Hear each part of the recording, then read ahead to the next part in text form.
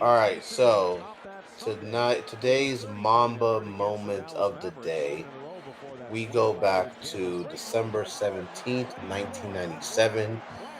It is the what has been dubbed the duel between young Kobe Bryant and the veteran Michael Jordan. Um, Kobe drops 33 this game. Jordan drops 36.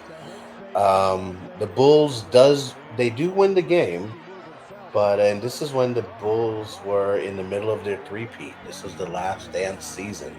This is Kobe Bryant's second season in the league. But I think in a lot of ways, this was like Kobe Bryant's like coming out party. Like he literally went after Mike, and that was a no back in those days. King, you're here with me. What's your thoughts on this Mamba moment? Yeah, this one isn't so at this point of my life, in 1997, I was 13 years old and I was still more than likely a Jordan fan. I don't believe I became a Laker fan as of yet. I did like Kobe. Kobe, of course, was the reason why I kind of started to watch the Lakers and become a fan of the Lakers, and now definitely that's the only basketball team I really care for. But I was still a Jordan fan at this point. Kind of moving towards the Lakers, so I kind of was torn in between the two. But 100%, this is when I believe Kobe Bryant facing his idol for the first time for real, because at this point he kind of has his NBA legs and he kind of is coming into his own.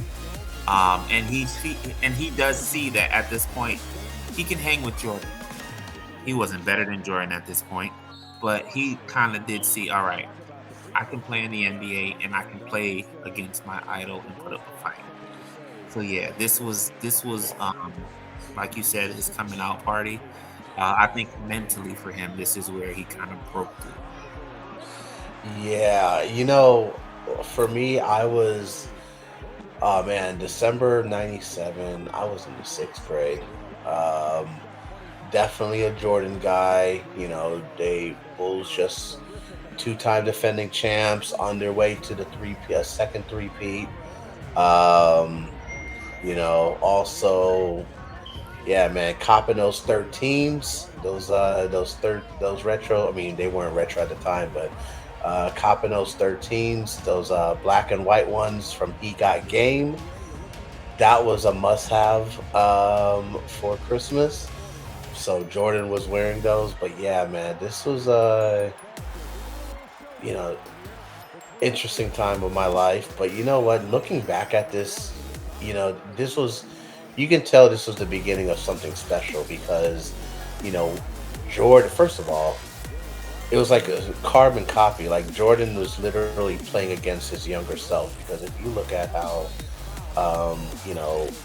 the just the movement, the shoulder movement when Kobe before he does his fadeaway, carbon copy of Jordan.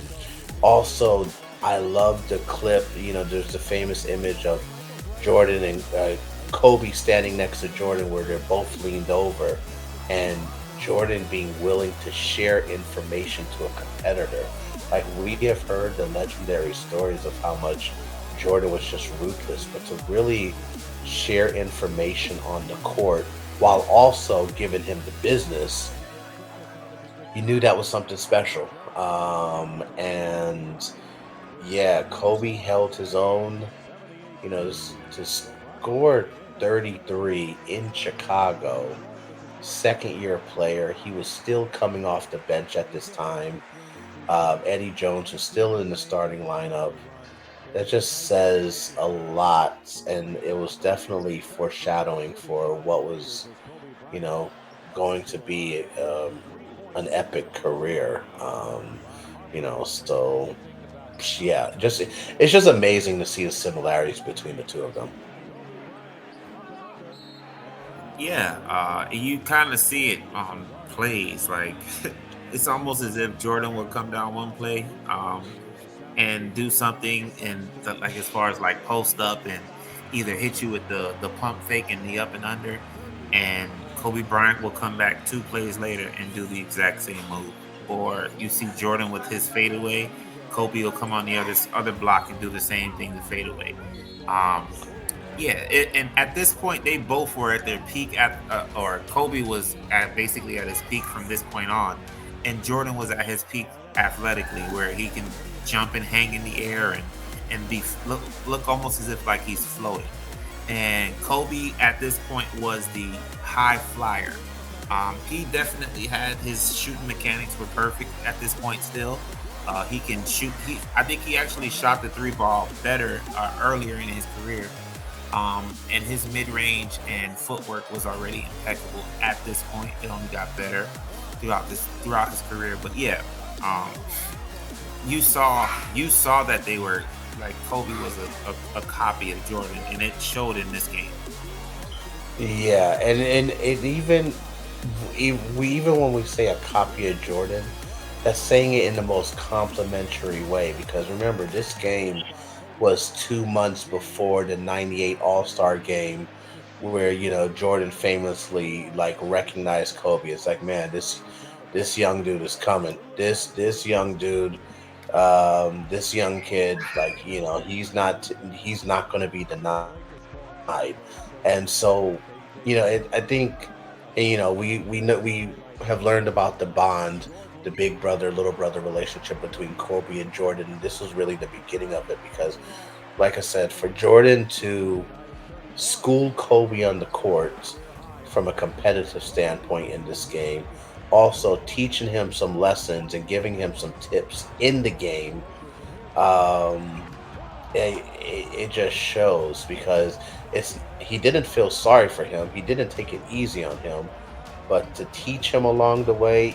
Because I think you're right. Kobe was definitely at his like he was still young, but at this point he's what 19. So he was definitely a high flyer because he had already won the dunk contest in '97.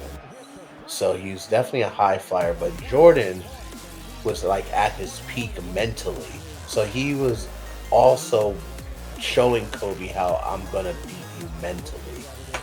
So this is the definitely the student and the teacher. This is definitely a classic example of that. Right, and I think it's the second law of power: never outshine the master. What was the first one? Never, never outshine the master. But yeah, this is if you're listening to this on August 2nd, we will be playing this full game, so you can be able to watch this epic duel between Michael Jordan and Kobe Bean Bryant. This is the second day of our month of Mamba. So yeah, please join us in playback tonight to watch the full game. Playback.tv/PGM Fan Cave. So this has been your Mamba moment of the day, and we are signing out.